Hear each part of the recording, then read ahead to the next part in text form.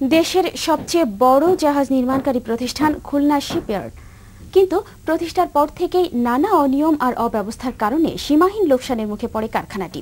রুগ্ন শিল্প ঘোষণা হওয়া খুলনা শিপইয়ার্ড নৌবাহিনীর ব্যবস্থাপনায় এখন লাভজনক প্রতিষ্ঠানে পরিণত হচ্ছে।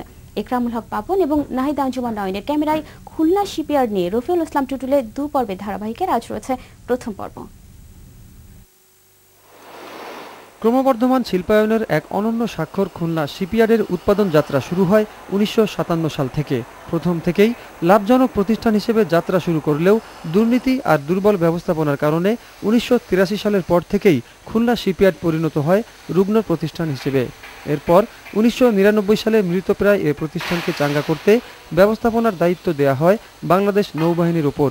মূলত এরপর থেকেই প্রাণ ফিরে পায় প্রতিষ্ঠানটি। আর্থিক স্বচ্ছতা, কঠোর মান নিয়ন্ত্রণ আর শ্রমিক কর্মকর্তাদের সম্মিলিত প্রচেষ্টার কারণেই খুলনা শিপইয়ার্ড লাভজনক প্রতিষ্ঠানে পরিণত হয়েছে বলে মনে করেন এর ব্যবস্থাপনা পরিচালক। বিশেষভাবে যেগুলো নজর দিয়েছি যে কাস্টমারদের একটা আস্থা অর্জন করা এবং ক্লোজ সুপারভিশন দ্বারা কাজ যেন ভালো হয় এবং কাজের গুণগত মান সম্বন্ধে আমরা কখনোই কম্প্রোমাইজ করি না।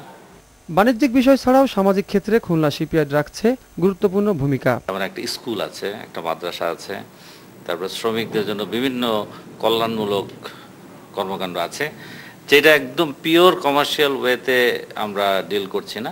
বর্তমানে এ প্রতিষ্ঠানে কাজ করছে প্রায় 1000 শ্রমিক ও কর্মকর্তা। তবে কোনো ধরনের শ্রমিক অসন্তোষ নেই এখানে। খুলনা শিপইয়ার্ডের সফলতার পেছনে এটাকে বড় করে দেখেন এর কর্মকর্তারা।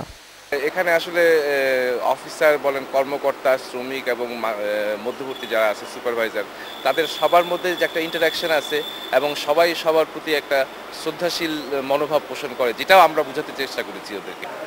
একসময় রুগ্ন শিল্প হিসেবে ঘোষণা করা খুলনা শিপইয়ার্ডে এখন কর্মচাঞ্চল্য ফিরে এসেছে। দক্ষ ব্যবস্থাপনা আর কঠোর নিয়ম শৃঙ্খলার মধ্য দিয়ে যে একটি রুগ্ন শিল্পকে কিভাবে লাভজনক প্রতিষ্ঠানে পরিণত করা যায় তার অনন্য দৃষ্টান্ত স্থাপন করেছে খুলনা শিপইয়ার্ড। পাশাপাশি এখানে নিশ্চিত করা হয়েছে শ্রমিকদের ন্যায্য অধিকারও। তাই দেশের অন্যান্য রুগ্ন শিল্পকেও চালু করতে খুলনা শিপইয়ার্ড একটি গুরুত্বপূর্ণ ভূমিকা রাখবে বলে মনে করছেন সংশ্লিষ্টরা। খুলনা শিপইয়ার্ড থেকে রফিউল ইসলাম টুটুল, দিগন্ত টেলিভিশন। হবিগঞ্জে প্রাইম ব্যাংকের ৭২তম